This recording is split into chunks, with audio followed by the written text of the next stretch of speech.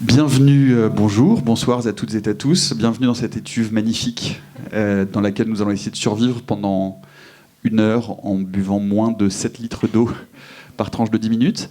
Non, merci sérieusement d'être ici, d'être venu pour cette table ronde avec la marraine de cette édition 2023 du Festival Hypermonde.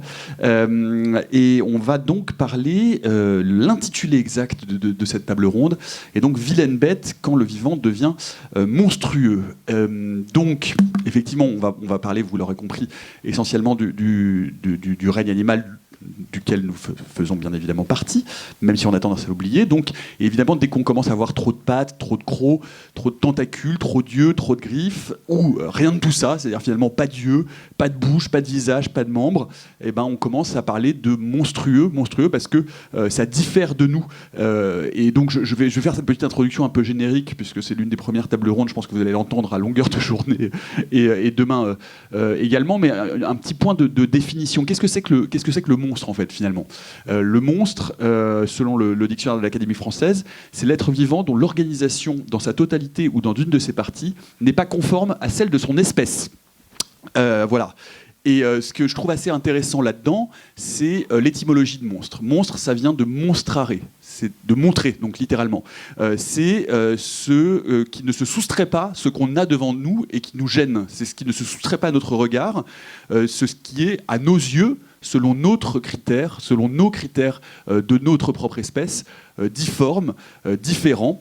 Et par ailleurs, et on en parlera ce soir dans la table ronde autour des frics, c'est aussi ce que l'on prend plaisir à montrer. C'est-à-dire que c'est quelque chose qu'on va montrer parce que dans l'anormalité qu'on va présenter, eh bien, cette anormalité va paradoxalement nous rassurer sur notre propre normalité. En regardant quelque chose qui ne nous ressemble pas, eh bien, on se rassure sur le fait que nous-mêmes sommes bien ce qui correspond à la norme. Et donc on voit bien que ça commence à devenir intéressant parce que le monstre est quelque chose qui interroge précisément ce qu'est la norme, si nous sommes foncièrement différents les uns des autres, et pourquoi la différence devient ou non gênante.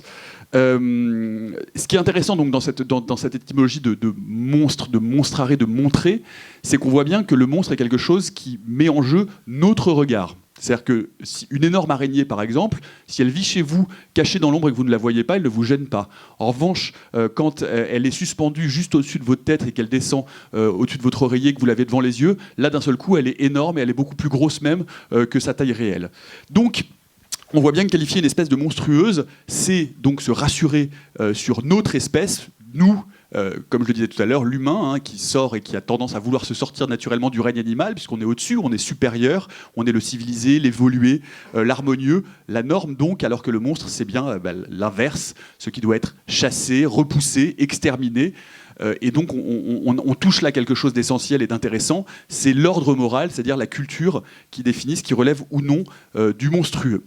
Et donc, ça n'est pas pour rien qu'on adore les monstres, parce que précisément, les monstres, c'est ce qui contredit, c'est ce qui contrevient à la norme, et c'est pour ça qu'on les aime dans la fiction, dans la nature, même dans la cour d'école, parce que ces monstres, eh bien, en fait, ce ne sont pas eux, ce sont nous qui aimons cette littérature, nous qui aimons l'imaginaire, nous qui sommes nous-mêmes des petits monstres, des jolis petits monstres, on peut dire ça.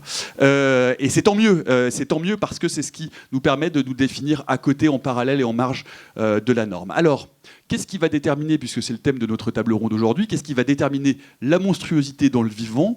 Pourquoi est-ce qu'on a envie, ou pourquoi est-ce qu'on qualifie spontanément certains organismes de monstrueux parce qu'ils sont dissemblables, et leur monstruosité supposée, en tout cas, n'est-elle pas justement ce qui les rend fascinants? Voilà le thème de la discussion qui va nous animer pendant une petite heure si nous survivons à la chaleur caniculaire. J'ai déjà plus de salive, c'est l'enfer. Et donc voilà, 2 vilaines bêtes à mes côtés pour parler de cela. Donc Audrey Dussutour. Bonjour Audrey, marraine du festival, directrice de recherche CNRS. Vous avez travaillé évidemment sur le blob, on a quelques livres ici, mais également sur les fourmis. Voilà, moi le blob avec Simon Bailly et l'Odyssée des fourmis, préfacé par le camarade Mathieu Vidard. Et Thomas Boraud. Bonjour Thomas.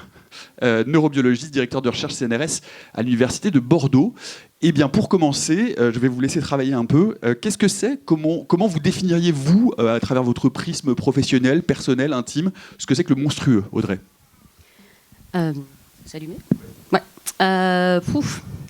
moi, je vois rarement les choses comme des choses monstrueuses, mais je crois que c'est la déformation professionnelle qui fait ça. Par exemple, si on prend l'exemple du blob, ça n'a pas de forme prédéfinie, donc ça interroge. Je pense que dans l'idée du monstre, il y a l'interrogation et le fait qu'on n'arrive pas à se projeter dans l'organisme qu'on est en train d'observer. Il y a un livre qui est connu aux États-Unis qui s'appelle « Qu'est-ce que ça fait d'être une chauve-souris ?» mais c'est encore pire de « Qu'est-ce que ça fait d'être un blob ?» parce qu'on ne peut pas imaginer de ne pas voir, de ne pas avoir de forme. Et donc, dès qu'on se projette, on n'y arrive pas. Et je pense que c'est ce qui crée le monstre, c'est se dire cet organisme est trop éloigné de moi, il est forcément monstrueux. Et le fait est qu'avec la déformation professionnelle et le fait d'observer ces organismes, moi j'ai un attachement. Et donc j'aime ce qui paraît monstrueux auprès des gens en général. Moi, je suis très attachée au blob, par exemple. Je trouve ça mignon en réalité, je trouve pas ça monstrueux. Thomas. C'est une question difficile. Moi en fait, d'abord, je suis un peu l'imposteur ici, puisque je remplace au débeauté Jean-Sébastien Steyer, qui pouvait pas arriver à temps. Et donc, je participe aussi ici au titre de mes travaux sur les cognitions non mammifères. Alors, je m'intéresse plutôt au processus de cognition chez les autres vertébrés que les mammifères, mais il y a aussi plein d'espèces qui sont étudiées, comme le poulpe, comme le C. elegans, qui est une espèce de petit ver de terre, ou même il y a des travaux qui ont été faits chez le petit pois aussi, on pourra revenir au cours de la discussion. La cognition chez le petit pois, ça m'intéresse. Oui. Alors c'est pas de la cognition, mais il y a de la prise de décision chez le petit pois en tous les cas. Quand pousser, comment germer, c'est passionnant par ailleurs. Pourquoi est-ce qu'à un moment donné, le petit pois va décider Alors de là, pousser ? c'est sur bon, on pourra en reparler plus tard. Mais moi, en fait, ma vision du monstrueux et la raison pour laquelle j'avais participé ici, c'est une table ronde auquel je participerai demain, et plutôt celle qui est cachée à l'intérieur de nous, qui n'est pas forcément visible, mais qui peut se déchaîner et nous transformer en monstres sur certaines conditions. Et donc en fait je pense qu'on a tous une capacité à devenir un individu monstrueux si les circonstances nous y amènent. Alors on va essayer effectivement de rester un peu dans le domaine animal et de voir que ce qu'on qualifie de monstrueux parce que effectivement étranger, différent, comme le disait très bien Audrey tout de suite, c'est que on a du mal à se projeter à l'intérieur. C'est-à-dire qu'on a ce principe anthropique qui fait que pour parler de ces espèces différentes, on utilise souvent même d'ailleurs un vocabulaire qui renvoie à une position qui est notre perception et notre compréhension et notre place dans le réel, ce qui est effectivement très compliqué de se dire comment, quelle est l'organisation, d'ailleurs c'est très difficile de le dire, psychologique, on ne peut pas dire psychologique, quelle est l'organisation, comment est-ce qu'on peut parler justement du blob, est-ce qu'on peut parler d'une intentionnalité, est-ce qu'on peut parler d'une conscience, d'une prise de décision, comment est-ce qu'on définit ça ? On voit bien qu'on arrive très vite au bout d'un certain nombre d'outils linguistiques pour en parler. Tout à fait, et quand on en parle, on n'a pas un super accueil. Par exemple, si on fait un article et qu'on parle de prise de décision chez le blob, vous allez avoir tous les gens disent « Ah, vous pouvez pas parler de prise de décision, c'est des comportements instinctifs, etc. » Et même si on leur prouve par A plus B que c'est en réalité une prise de décision, les gens ont... Déjà, on manque d'humilité, nous, êtres humains, et de se dire qu'un organisme qui ressemble à une omelette peut apprendre, peut transférer des choses qu'il a apprises à ses congénères, etc., etc. Ça nous blesse un peu quand même, parce qu'on se dit mince. On avait déjà du mal à accepter que les fourmis pouvaient montrer de l'intelligence, par exemple. Là, les plantes sont intelligentes. Et maintenant, la moindre moisissure au sol pourrait être un petit peu intelligente. Donc, on va regarder aussi tout ce qu'on mange différemment. Et donc, c'est vraiment cette... voilà, il y a ce côté. Et donc, moi, je parle d'intelligence chez le blob. J'ai pas de peur de dire le mot parce que si on regarde, tout dépend de la définition qu'on va adopter. Et si l'intelligence, c'est la façon de résoudre des problèmes, de s'adapter à un environnement qui change, à des stimuli extérieurs, oui, le blob, il est capable de trouver le chemin le plus court dans un labyrinthe, etc., etc. Et donc, oui, il a une forme d'intelligence. Alors, souvent, les gens vont accompagner ça de intelligence primitive, intelligence basale, pour s'en séparer. Hein. Mais en réalité, moi, je vois tout comme une continuité. Il y a diverses formes d'intelligence. On a la nôtre, il a la sienne. Lui, il est là depuis hyper longtemps, donc je pense qu'il a fait ses preuves. C'est intéressant. Est-ce qu'on peut vraiment parler d'intelligence finalement, Thomas, quand on commence à parler de cognition animale ou pourquoi pas végétale, effectivement, hein, on sait que les végétaux organisés par exemple dans une forêt à travers le mycélium peuvent prendre des décisions, réagir à une agression, etc. Quelle est la bonne terminologie pour parler de ces formes de cognition monstrueuses, en l'occurrence ? En fait, moi, comme je suis un peu lâche, j'évite de parler d'intelligence et je parle plutôt de fonction cognitive. Et parce qu'en fait, nous, quand on travaille en tant qu'expérimentaliste, on ne peut, chaque expérience ne s'intéresse qu'à une fonction cognitive spécifique et on ne peut pas englober dans une expérience une forme d'intelligence globale qui implique à la limite beaucoup plus effectivement que si on continue avec les vertébrés que le système nerveux. Et il y a une interaction avec l'ensemble du corps et avec l'ensemble de l'environnement qui fait que, pour moi, c'est très difficile de désincarner cette notion d'intelligence. Donc, qu'on puisse parler d'intelligence chez des espèces non animales. D'ailleurs, est-ce que le blob est un animal ? Non. Non, on est d'accord. Donc, des espèces non animales, ça ne me dérange pas plus que ça. Après, si on commence à vouloir parler de conscience et d'intentionnalité, c'est là que ça devient plus difficile, en fait. Alors, on va explorer un peu parce que c'est effectivement absolument passionnant. Quand on regarde un certain nombre de comportements animaux, on peut effectivement les qualifier de monstrueux quand il s'agit de prédation, par exemple. On peut voir que si on parle des insectes, on va parler de fourmis avec toi, Audrey, toutes ces espèces-là ont à un moment donné incarné dans le cinéma de science-fiction, dans le cinéma populaire, des monstres, les fourmis géantes, Phase 4, bref, donc on regarde ces espèces en amplifiant leurs différences et donc en les caractérisant encore plus de monstres, puisqu'ils finissent en général globalement par boulotter les êtres humains. Le ventilateur. Oh. Il y en a 8 ? D'accord, superbe. On va s'entendre. Est-ce qu'on va s'envoler à la fin ? Bonne question. Non, mais c'est intelligent, c'est intéressant. Allô Lacan ? Oui, pardon. C'est intéressant parce que pour caractériser donc ces formes de cognition, ces formes de prise de décision collective, par exemple quand on pense aux animaux, aux insectes eusociaux, comme les fourmis, les termites, les abeilles, etc., on voit que les processus cognitifs sont d'un niveau de complexité parce que ce sont des boucles de rétroaction hormonale et qu'il y a effectivement une forme d'intelligence distribuée. Comment est-ce que tu peux la qualifier ? Moi, je trouve ça absolument fascinant et de nous réexpliquer déjà comment pense une ruche, un nid. Quel est le type d'adjectif ou de qualification qu'on peut apporter à ces formes de cognition très très différentes des nôtres ? Oui, on parle d'intelligence distribuée. En réalité, la fourmi, à titre individuel, c'est un organisme intelligent, capable d'apprentissage. Une fourmi, elle peut se rappeler de sa route pendant plusieurs années. Donc, individuellement, elle est intelligente. Mais quand on la prend dans un collectif, là, on gravit une étape.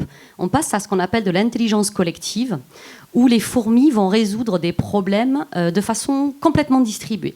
C'est-à-dire qu'il y a, vous regardez des nids de fourmis, il y a des complexités qui sont incroyables. Prenez un nid de fourmis coupeuses de feuilles, le volume, c'est un appartement de T4 humain.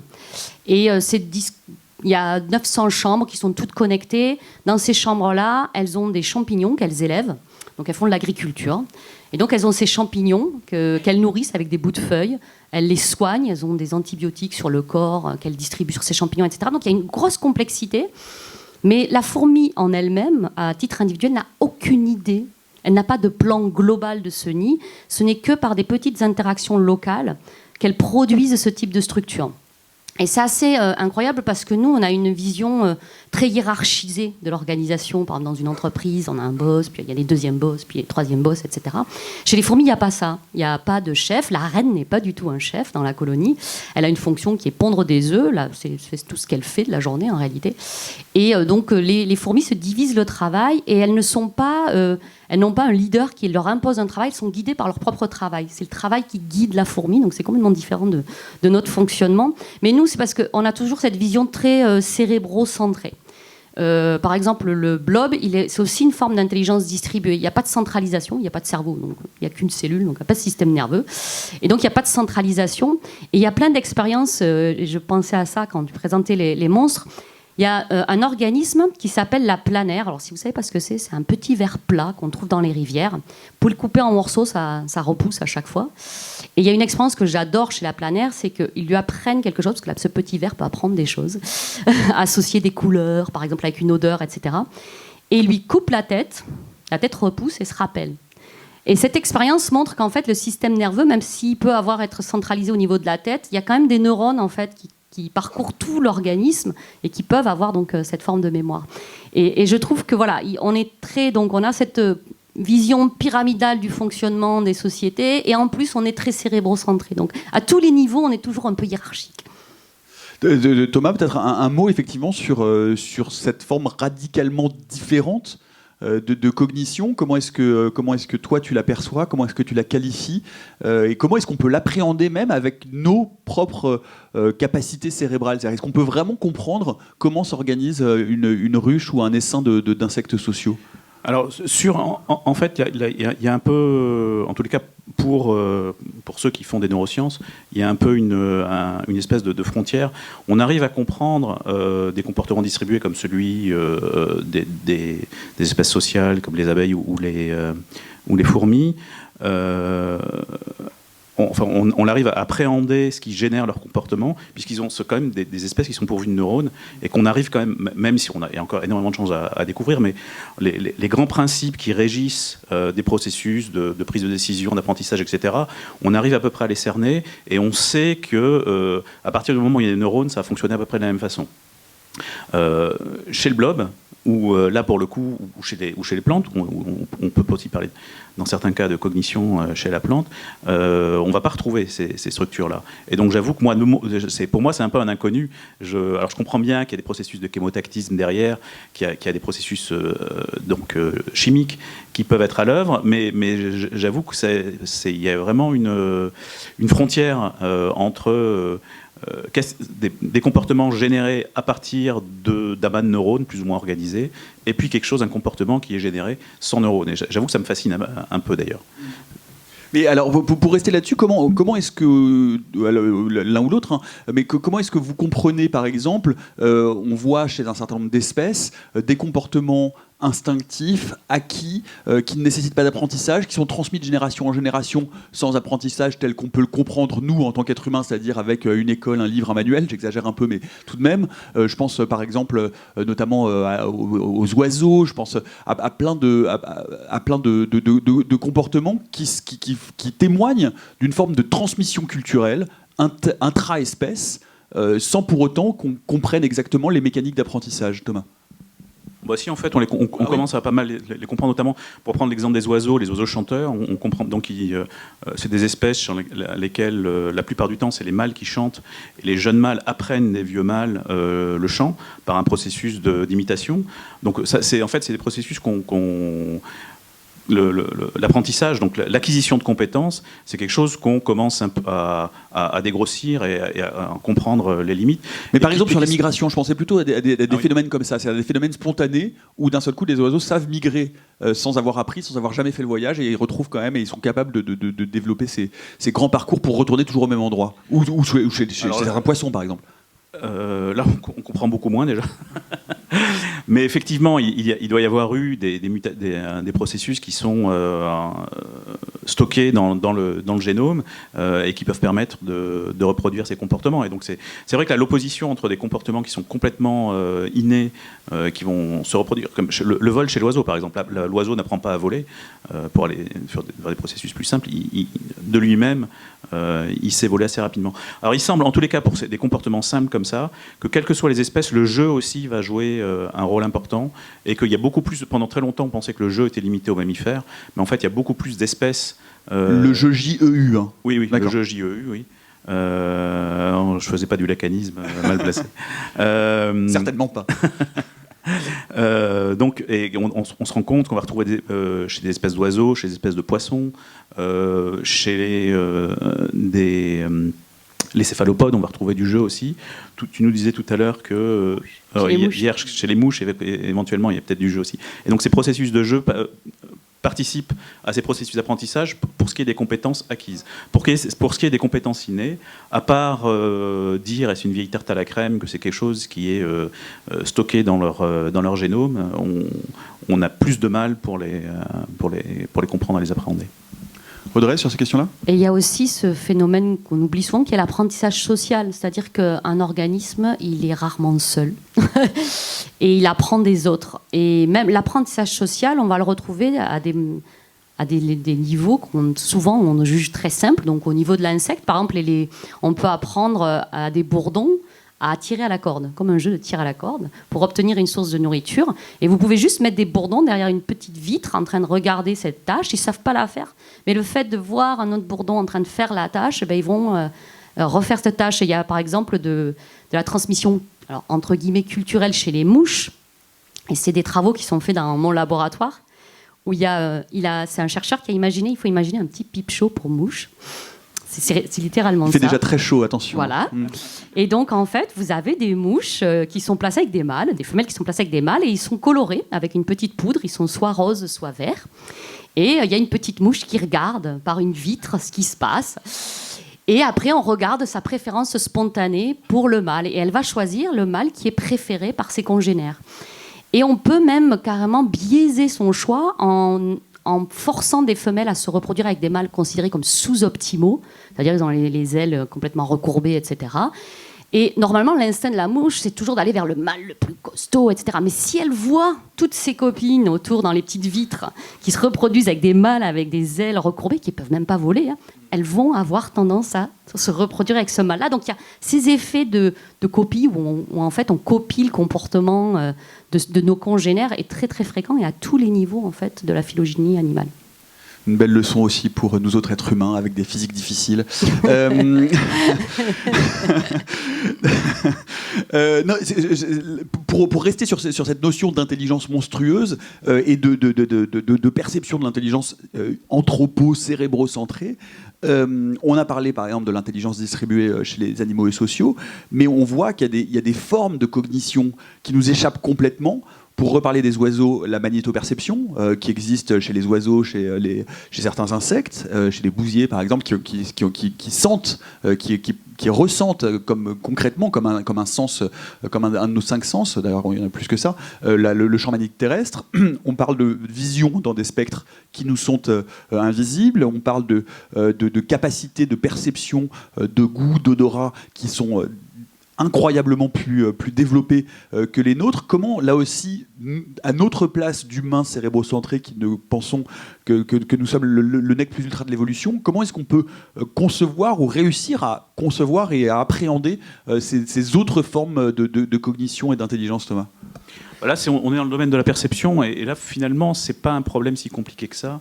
Parce que c'est juste, il leur suffit d'avoir un système qui permet de transformer un signal physique, quel qu'il soit, en signal. Alors, si on reste encore une fois chez des espèces pourvues de neurones, donc en signal électrique, et ça, des transducteurs de différentes, que ce soit des longueurs d'onde, que ce soit des substances chimiques, que ce soit des champs magnétiques, tout ça, c'est des choses, on sait qu'ils existent.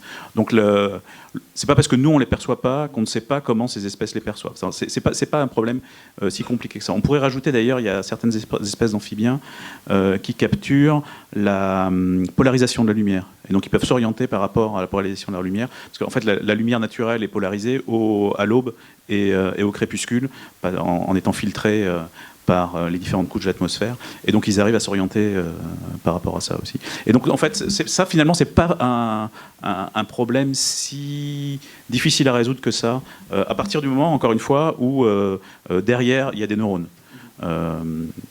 Quand il n'y en a pas, là encore une fois, je perds, c'est en-delà de mon domaine de compétences. Tu t'es déjà demandé ou tu as une idée de ce que pourrait être la perception d'un blob du monde extérieur? Est-ce qu'il te reconnaît? Est-ce qu'il reconnaît ta voix? Est-ce qu'il t'appelle maman dans un langage qu'on ne comprend pas?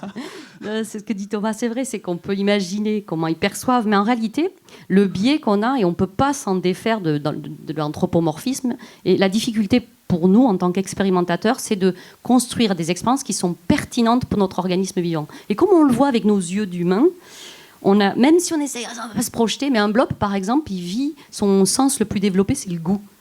Donc c'est comme si, en réalité, si vous étiez un blob, vous lécheriez le sol en permanence, et c'est comme ça que vous navigueriez dans un environnement, vous goûtez le sol, ah ben tiens, là ça goûte le sucre, je vais aller par là. C'est comme ça que je rentre de soirée de chez moi, à chaque fois, perso. En léchant le sol. C'est comme ça que je retrouve le chemin de la maison. C'est un blob. Donc voilà, il faut imaginer un monde où le goût est surdéveloppé. Nous, on vit dans un monde complètement visuel, pour la plupart. Donc voilà, et après il faut construire du coup des expériences qui font sens, parce que si on utilise des stimuli que notre organisme ne peut même pas percevoir ou qui n'ont aucune fonction écologique dans leur environnement, et on se fait piéger. On se fait tout le temps piéger à construire des dispositifs en s'inspirant des dispositifs qui ont été construits pour les animaux, en les adaptant, et là on se plante. On se plante complètement parce qu'en réalité on n'arrive pas à se projeter. Qu'est-ce que ça peut être la vie d'un blob ? J'arrive pas. On va parler d'autres formes de monstruosité ou d'intelligence, de cognition différentes. Tu parlais d'ailleurs tout à l'heure, Thomas, de céphalopodes. Donc aujourd'hui, les céphalopodes sont protégés, sont considérés comme des espèces hautement intelligentes au même titre que les grands singes et que les corvidés, les psittacidés, si je ne m'abuse. Donc, et alors pour le coup, là aussi, les fonctions cognitives chez un poulpe sont distribuées. 9 cerveaux, je crois, hein, un cerveau central et des petits cerveaux pour chacun des tentacules. Comment est-ce qu'on peut le comprendre ? Comment est-ce qu'on peut l'envisager ? Pourquoi est-ce que ces espèces sont aussi intelligentes selon, encore une fois, nos critères humains ? Alors il y a deux choses. Il y a d'une part effectivement cette extrême distribution du système nerveux. Donc effectivement ils ont 9 cerveaux, un central et un pour chaque tentacule. Ce qui fait que finalement, même si c'est un organisme unique, chaque tentacule d'une certaine façon peut fonctionner de façon autonome. Ce qui permet au poulpe d'ailleurs d'appréhender son environnement dans 8 directions de façon complètement... quasiment autonome, mais avec quand même des interactions avec leur système nerveux central. L'organisation est très différente de celle des vertébrés, mais on va retrouver les mêmes principes. On va retrouver des structures qui vont générer de la diversité, des structures donc qui vont pouvoir tester différentes options, et puis des structures qui vont permettre l'apprentissage, donc consolider en fait, quand ils ont essayé quelque chose, que ça marche bien, que ça leur ramène de la nourriture ou enfin une récompense quelconque, les circuits vont être renforcés et ils vont pouvoir réutiliser, agglomérer ces différents comportements élémentaires pour avoir un comportement complexe. Donc il y a ces aspects-là qui font que c'est considéré comme des animaux très intelligents. D'ailleurs, les gens se focalisent beaucoup sur le poulpe, mais en fait, il semblerait que la seiche soit encore plus intelligente que le poulpe. Alors c'est moins, comme c'est moins interactif. L'une des caractéristiques du poulpe, c'est qu'il est très joueur et qu'il interagit avec son environnement. Et donc s'il y a des humains, il va interagir avec les humains. La seiche est beaucoup plus timide. En plongée, elle s'en va. Elle ne reste pas. Alors que le poulpe, on peut faire effectivement des petits jeux avec. En fait, est-ce que si je dis que par exemple, c'est comme un peu si mes jambes ou mes bras fonctionnaient un peu tout seuls en dehors de mon... Alors c'est le cas pour quand je rentre chez moi, c'est mes jambes qui fonctionnent toutes seules en fin de soirée. Ça, c'est une fois que j'ai goûté le sol, mais mes fins de soirée sont très amusantes. Simon Rio peut en témoigner. Mais c'est un peu ça, c'est-à-dire que les membres sont autonomes, en quelque sorte, ou une forme d'autonomie par rapport au centre décisionnel central. De toute façon, oui, c'est quelque chose auquel je voulais revenir tout à l'heure. Décision ne veut pas dire conscience. Et dans notre vie quotidienne, on prend constamment des décisions dont on n'a absolument pas conscience. Par exemple, je tiens ce micro de la main gauche, en partie parce que je suis gaucher, mais parce que aussi je vous regarde dans votre direction, et ça je l'ai fait de façon complètement inconsciente. Et ça, au quotidien, en fait, on prend beaucoup plus de décisions inconscientes que de décisions conscientes dans notre vie quotidienne. Donc effectivement, il y a une forme d'autonomie. Alors chez nous, les membres sont moins autonomisés puisque les centres de contrôle sont tous dans notre cortex, même si les nerfs effecteurs qui vont contracter les muscles pour effectuer les mouvements sont les corps cellulaires des neurones sont situés dans la moelle épinière. L'ordre de bouger va venir du cerveau. Donc c'est moins autonomisé que chez le poulpe. Chez le poulpe, chaque bras, l'ordre de bouger peut venir d'un de ces ganglions distribués. Peut-être un mot aussi. Est-ce que finalement cette classification qui dit, ben voilà, donc comme toujours, hein, l'être humain anthropocentré sorti du règne animal, hein, parce qu'on a tendance à penser que nous ne sommes pas des animaux. Or, nous sommes des animaux. Nous sommes pas plus évolués. Hein, le blob est aussi évolué. Toutes les espèces vivantes aujourd'hui sont aussi évoluées que nous. Elles ont fait le même chemin évolutif, parfois depuis beaucoup plus longtemps. Est-ce que ça a un sens pour toi, Audrey, de cette classification qui dit ah oui, attention, les céphalopodes, c'est quand même très très intelligent. Ah oui, mais attention, les corvidés, c'est quand même très très intelligent. Les grands singes aussi. Ou est-ce que finalement, est-ce que c'est une façon de redire et de recaractériser de façon anthropique des formes d'intelligence, ou est-ce qu'on pourrait dire de la même façon, attention, un blob, c'est très intelligent. Comment est-ce que tu le perçois, ça? Oui, on se pose la question actuellement sur les insectes, parce que les abeilles, il y a eu des travaux qui montrent qu'elles peuvent compter jusqu'à 5. C'est pas énorme, mais c'est quand même pas mal. En fin de soirée, pas mieux. Hein. Qu'elles peuvent avoir des formes d'émotions. Il y a des bourdons pessimistes et des bourdons optimistes. Enfin bon, bref, il y a plein de travaux qui commencent à rentrer un petit peu on parle de conscience chez l'insecte, etc. Et on se dit, alors est-ce qu'on va prendre l'abeille en dehors de tous les autres insectes, parce que finalement on ne les a pas étudiés, et on va dire, l'abeille c'est comme le poulpe, parce que le poulpe en fait, je veux dire, c'est un mollusque, comme une limace. La limace, elle n'est pas protégée, mais le poulpe, lui, il l'est. Donc est-ce qu'on va faire pareil pour l'abeille, la prendre, la protéger et pas protéger les autres insectes? Je trouve ça un petit peu... et on revient toujours à l'anthropomorphisme, parce que le poulpe, on se dit, il est intelligent, il est joueur, il doit avoir en fait les mêmes sentiments que nous, il doit souffrir pareil que nous, donc il faut absolument le protéger. En réalité, c'est parce qu'on ne s'est souvent pas très intéressé aux autres organismes vivants, en fait. Et c'est aussi le problème de la recherche à l'heure actuelle, c'est que vous avez une biodiversité d'organismes qui est incroyable. C'est comme si on avait une bibliothèque avec des millions de livres, mais on n'en lisait que 3 tout le temps les mêmes. Et on travaille que sur des organismes modèles qui sont toujours les mêmes. C'est bien parce que ça fait progresser la recherche, mais on perd une richesse. En fait, je suis sûre qu'une limace, très intéressant au niveau comportement. Ça dépend si c'était un potager ou pas. La plisie, qui est une forme de limace de mer, est très utilisée en neurosciences pour justement les réflexes conditionnées, etc. C'est un des premiers modèles sur lequel Kandel a eu son prix Nobel là-dessus. En fait.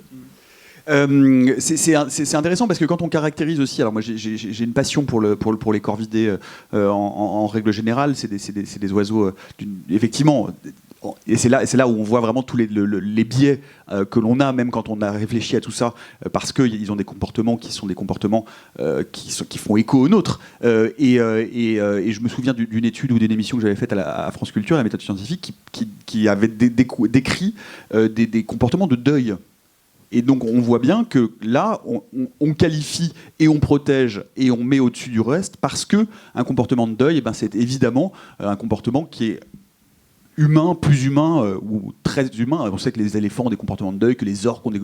mais comment tu réagirais à ça, Thomas? En fait, il y a deux... En fait, ce qui régit un peu cette vision qu'on a du règne animal et qui est liée à cet anthropomorphisme, c'est finalement 2 questions. C'est la question de la reconnaissance de soi et la question de la théorie de l'esprit. Donc la reconnaissance de soi, on la teste en général avec ce qu'on appelle le test du miroir, c'est-à-dire qu'on s'arrange pour faire une tâche sur le corps de l'animal, on met l'animal devant un miroir et on regarde s'il s'essuie la tâche. Et donc ça, les espèces qui passent ce test-là sont pas très nombreuses, mais peut-être simplement parce que le test n'est pas forcément adapté à toutes les espèces. Des espèces dont la perception visuelle n'est pas la perception principale, ils vont pas passer le test du miroir, alors que si ça se trouve, ils ont une conscience de soi. Mais bon, donc toujours est-il qu'en gros, il y a les grands singes, le poulpe, une partie des mammifères marins. Il y a un certain nombre d'espèces. Il y en a plus. Les chats et les chiens, non Non. Il me semblait que les chats. Alors peut-être plus, mais il y a aussi, on se rend compte, par exemple, chez les Macacrésus, qui sont des animaux qui sont très utilisés en laboratoire. Il semblerait que sous certaines conditions, ils arrivent à le passer. D'ailleurs, les expériences sont assez rigolotes. Je vous invite, si on peut retrouver, je pense que sur YouTube, on doit pouvoir le retrouver. En fait, il y a des chercheurs qui avaient réussi à faire passer ce singe à des macaques rhésus. Et le premier truc qu'ils ont fait quand on leur a mis un miroir dans leur cage, c'est qu'ils se regardent le derrière. Parce que chez eux, surtout en termes de séduction, c'est quelque chose d'important. Donc en fait, c'est assez marrant à voir. Donc il y a ce problème de la reconnaissance de soi. Et puis ensuite, il y a ce qu'on appelle la théorie de l'esprit, c'est-à-dire la capacité à comprendre ce que l'autre pense. Et ça, d'abord, c'est très difficile à tester expérimentalement. Chez l'homme, on sait que ça apparaît vers 2-3 ans. C'est alors, je ne me souviens plus du nom du test, mais en gros, on demande à un enfant, on lui raconte une petite histoire, on lui raconte l'histoire de Maxi, c'est souvent Maxi, qui joue avec sa maman dans la cuisine. Sa maman prend le chocolat dans le placard, lui donne un chocolat et puis remet le chocolat dans le placard. Maxi s'en va. Pendant ce temps, la maman prend le chocolat et le met dans le frigidaire. Et quand Maxi revient, on pose la question à l'enfant qui est testé, où est-ce que Maxi va chercher le chocolat. Donc, avant que la théorie de l'esprit se développe, il va dire dans le frigidaire, puisqu'il a vu le mettre dans le frigidaire. Et puis après, il va comprendre qu'il ne peut pas avoir eu cette information, donc il va rechercher là où le chocolat était avant. Et ça, c'est compliqué à tester chez les espèces animales, mais il y a au moins, alors peut-être le chimpanzé, ça a des équipes allemandes qui avaient essayé de le mettre en évidence, mais les résultats n'étaient pas hyper concluants. Chez les oiseaux, il y a quelque chose d'intéressant, c'est le jet bleu. En fait, on s'est rendu compte que c'est des animaux qui cachent leur nourriture, et quand ils cachent la nourriture devant un témoin, ils s'arrangent pour que le témoin s'en aille, et hop, ils vont la recacher ailleurs. Donc il semblerait quand même qu'il y ait une petite notion de théorie de l'esprit chez ces animaux. Voilà. Audrey, peut-être aussi là-dessus, on voit que c'est très très difficile à évaluer, et que quand on cherche à vérifier cette théorie de l'esprit ou la conscience de soi, on cherche une nouvelle fois à retrouver des comportements qui sont des comportements humains chez les espèces animales. Oui, tout à fait. Et souvent, on a du mal à accepter aussi. J'ai un très bon collègue qui s'appelle Alex Jordan qui a fait le test de la tâche chez des poissons d'aquarium. Et il racontait, il nous a fait un speech au labo, et il disait « J'ai fait plus de réplicas que toutes les expériences qui ont été faites sur les éléphants et les primates. J'ai fait plus de contrôle, plus d'expériences de contrôle, etc. Et je montre bien qu'il enlève la tâche. En fait, il essaye de s'enlever la tâche une fois qu'il l'a vu dans le miroir. Son papier a été refusé 10 fois dans les plus grosses revues où d'habitude, avec un éléphant qui enlève une tâche, ça passe. Et il racontait que c'était vraiment... Il y avait même des fois des scientifiques qui disaient juste la phrase « I don't believe it ». J'y crois pas. Et donc, c'était comme ça, c'était refusé. C'est même pas scientifiquement correct de faire ça. Normalement, on doit avoir des arguments. Et je pense que toujours, comme disait Thomas, si on arrive à trouver la bonne tâche pour montrer, par exemple, la conscience de soi chez l'animal, il y a aussi une résistance de notre part, qui est assez énorme en réalité, à se dire oh, « Attends, mais qu'est-ce qui nous reste ?» Et c'est la même chose que le langage. Le langage, ça c'est à nous. Ça, le langage, il n'y a que nous, le langage symbolique. Mince, les abeilles dansent et tout, elles ont un langage symbolique. Et donc on nous enlève en fait à chaque fois un petit truc, et on a du mal, je crois, à accepter ça. Et je pense qu'il faut vraiment percevoir un organisme vivant comme une entité unique. Nous sommes uniques, mais l'organisme vivant aussi, c'est un organisme qui s'adapte tout au cours de l'évolution à son environnement, qui interagit avec son environnement, et donc qui va déployer en fait tout un tas de stratégies. Et donc nous, on a développé notre cerveau, mais il y a d'autres gens qui développent autre chose. Et il n'y a pas des choses qui sont mieux que d'autres. C'est des essais différents, dans des environnements qui sont différents. Parce qu'on ne vit pas tous dans le même environnement. On a l'impression, mais il faut imaginer qu'une petite fourmi qui reçoit une goutte d'eau, c'est pas la même goutte d'eau que nous. La viscosité, toutes les lois de la physique sont pas les mêmes pour une petite fourmi. Et donc, on vit tous dans des environnements différents, et donc, forcément, on va réagir différemment à ces environnements. Tu voulais dire quelque chose ? Oui, non, juste que, effectivement, tu as raison sur cette résistance. Donc, par exemple, moi, je l'ai toujours pas vu passer cette expérience sur les poissons, donc j'étais même pas au courant. Et puis aussi, je pense que une des raisons de notre résistance, c'est que ça modifie notre perception du monde. Moi, par exemple, je sais très concrètement, depuis que je sais que le poulpe a une reconnaissance de soi, j'ai beaucoup plus de mal à manger du poulpe qu'avant. Mais moi, j'en mange plus. Et je mange plus de corbeaux non plus, de toute façon c'est pas terrible.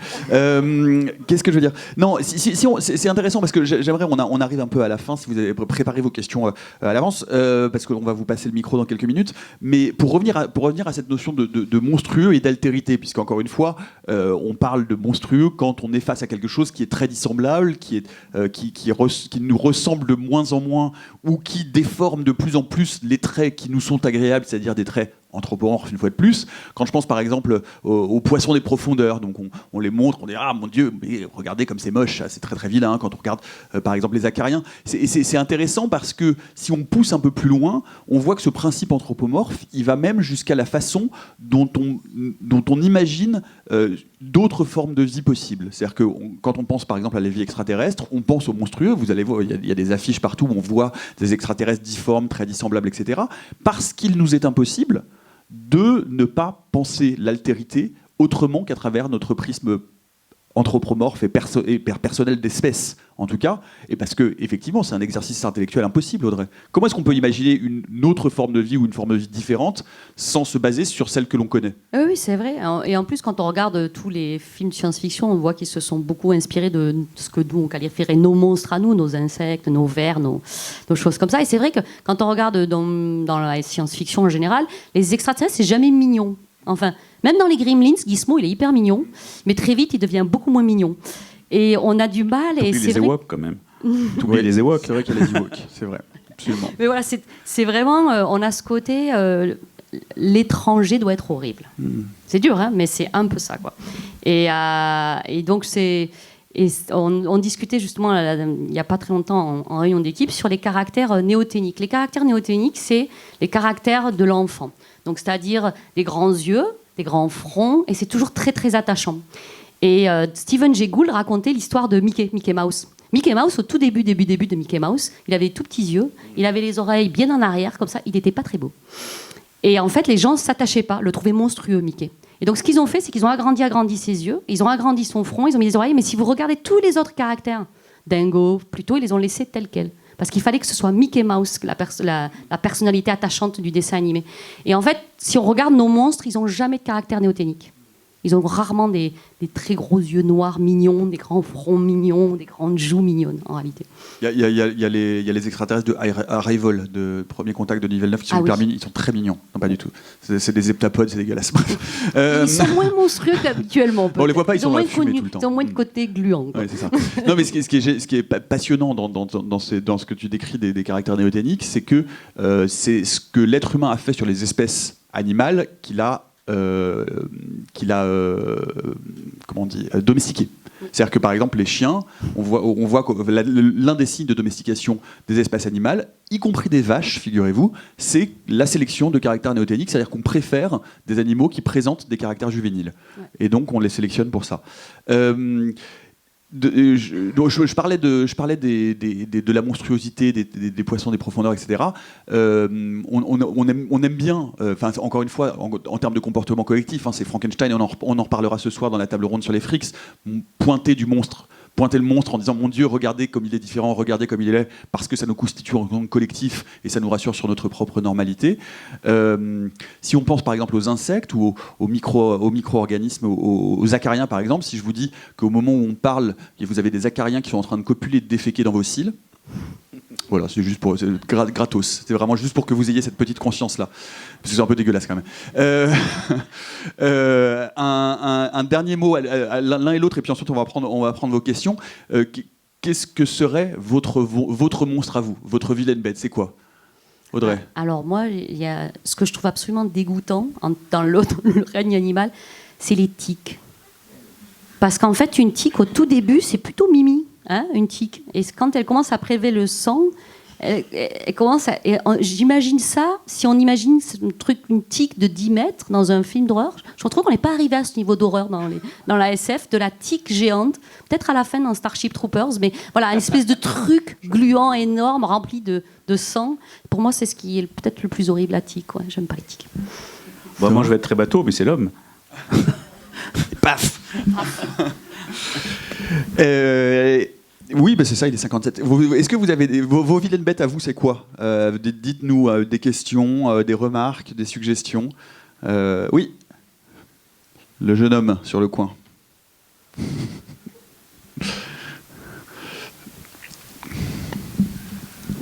Oui, merci pour cette conférence, c'était très bien. Accessoirement, Spielberg, il a bien pensé au caractère néoténique dans E.T. Pour E.T. Il y a pensé directement. Enfin, il fait peur. E.T. il fait peur. Ah bah, moi, je suis sûr que... il fait peur, mais en même temps, il est mignon tout plein. Ah, moi, il m'a fait faire des cauchemars, E.T. Bon, on n'a vraiment pas les mêmes goûts, Nicolas. Je pense que... Ouais. Ma question était la suivante. Je suis assez frappé dans tout ce que vous avez dit sur les animaux et la difficulté qu'on a de percevoir leur intelligence et encore mieux leur conscience de soi, enfin tout ce genre de choses-là, de voir le parallèle qu'il y a entre ça et le discours actuel, la folie actuelle qui se passe sur l'intelligence artificielle, où on retrouve finalement les mêmes traits, la difficulté d'arriver à percevoir que l'intelligence n'est pas la conscience, etc., etc. Enfin tout ce discours-là, sauf que sur l'intelligence artificielle, comme c'est nous qui la fabriquons, très clairement, ça fait peur. Alors que sur les animaux, les végétaux, on peut se permettre de faire comme si ça n'existait pas. Qu'est-ce que vous en pensez de ce parallèle entre les deux ? Alors moi, je ne suis pas du tout une spécialiste d'intelligence artificielle. Deux choses. Il y a, par rapport à l'intelligence artificielle, pour l'instant, que je le sache, ni les fourmis ni le blob ne régissent notre économie. L'intelligence artificielle, un peu plus. Donc je pense que ça contribue à la peur que les gens peuvent avoir. Et là où je suis tout à fait d'accord avec vous, en fait, finalement, intelligence artificielle, c'est un terme consacré, mais c'est pas un très bon terme, parce que ce n'est que des processus de calcul qui vont reproduire certains aspects de la cognition, ce que je redisais tout à l'heure, certaines fonctions cognitives, mais jamais toutes. Et jusqu'à preuve du contraire aussi, alors là pour le coup, aucune machine d'intelligence artificielle n'a passé le test du miroir jusqu'à présent. Ni le test de Turing. Mais oui, c'est pour réagir aussi, je suis tout à fait d'accord avec Thomas, je trouve que le terme d'intelligence artificielle est extrêmement impropre, parce qu'on ne parle pas d'intelligence, on parle de machines qu'on a éduquées, dressées, à savoir très bien faire une tâche. Donc évidemment, il y a le côté un peu vertigineux quand on discute avec ChatGPT, parce qu'on a l'impression qu'il y a quelqu'un derrière, mais en fait c'est juste un moteur de recherche amélioré, on ne va pas se mentir. Et puis surtout, on est très content d'avoir des intelligences artificielles qui savent très très bien, et mieux qu'un œil humain, lire une radio, un scanner, pour détecter des stages très très précoces de tumeurs ou de lésions. Donc l'intelligence artificielle, j'avais fait une table ronde qui disait pourquoi l'intelligence artificielle est ontologiquement bête. En fait, c'est pas intelligent un ordinateur. Moi, je trouve que ce fantasme de l'intelligence artificielle, de Skynet, qui va prendre le contrôle, qui va détruire tout le monde, etc., c'est vraiment un fantasme de journaliste mal renseigné et une sorte de fantasme collectif avec lequel on joue à se faire peur. Parce que ça n'existe pas, l'intelligence artificielle forte, quand vous parlez avec des informaticiennes et des informaticiens, c'est un fantasme, ça n'existera pas. Enfin, je veux dire, on ne sait pas faire. Ça existera peut-être dans 500 ans quand on aura des ordinateurs quantiques, mais comme on sera tous morts d'ici là, de toute façon. Il y a la partie qu'on ne comprend pas, entre guillemets, dans l'intelligence artificielle. Par exemple, moi, au laboratoire, on fait du machine learning, de l'apprentissage automatique. Et donc, c'est des apprentissages inspirés des réseaux de neurones. Donc, on a des couches de réseaux de neurones, comme ça. Et par exemple, on fait du machine learning pour faire une détection automatique de la forme d'un blob. Ça marche super bien. La machine, elle nous dit, le blob, il a telle forme, tel périmètre, tel air. On regarde, oui, c'est vrai. La seule chose qu'on ne sait pas, c'est comment la machine... quelles sont les choses qui sont entrées, qu'elle a utilisées. Ça pourrait être le jaune. Elle a pu prendre le jaune dans l'image, mais ça peut être toute autre chose. Et les mathématiciens me diront, le problème du machine learning, c'est pas du tout explicatif. Parce que de l'autre côté, moi j'ai travaillé avec des gens où on fait de la modélisation mathématique, on essaye de comprendre le comportement animal en faisant de la modélisation. Là, il y a un caractère explicatif. On essaye de prédire, par exemple, un comportement collectif chez les fourmis à partir de comportements individuels. Et donc, en fait, on simule les interactions possibles entre fourmis, etc. Et avec des boucles d'amplification, on essaye de prédire le collectif. Là, on comprend ce qui se passe. Le machine learning, ça n'a d'utilité actuellement beaucoup pour tout ce qui est analyse d'images, etc. Mais ça ne va pas nous renseigner sur le comportement du blob. Ça va juste nous dire, là, il y a un blob. Et il a cette forme-là. Ça me fait penser à ce petit comic strip que j'aime beaucoup en 4 cases. Il y a un robot devant un écran d'ordinateur et sur l'écran il y a marqué « Prove you are not human », prouvez que vous n'êtes pas humain. Et le robot tape sur le clavier « There are no more humans », il n'y a plus d'humains. Et l'écran écrit « correct », et là tu as les deux qui font « ha ha ha ha ha ». Voilà. Question. Oui, rebonjour. J'aurais voulu savoir, là, quand j'entends parler d'intelligence animale, je pense au cycle de l'élévation en science-fiction, que vous connaissez peut-être. Décrivez-le, dites-nous un peu de à quoi vous pensez. C'est une société sur Terre où on a fait progresser l'intelligence animale chez le dauphin, chez le chimpanzé, si je ne me trompe pas, et après chez le gorille. Est-ce que vous savez s'il y a des recherches dans ce sens actuellement qui sont menées pour améliorer l'intelligence animale de certaines espèces? Alors non. Il n'y en a pas, ou alors elles sont secrètes, mais ça ne marchera pas, donc c'est pas très grave, parce que pour faire évoluer l'intelligence, il faut modifier les structures cérébrales, et ça, on ne sait pas faire. Hein. Je pense que c'est aussi un point de vue science-fictionnel super. Il y a un très bon mauvais film, Deep Blue, avec des requins, qu'on a Samuel Jackson qui s'est... spoil, désolé. Et donc les requins on a augmenté leur taille de cerveau, donc ils sont censés être plus intelligents, et donc quand on devient plus intelligent, on tue les humains, forcément. Regarde, nous on est très intelligents, on se tue très bien, hein. Pareil. Ça encore, c'est l'anthropomorphisme. Ouais, c'est ça. Une autre question?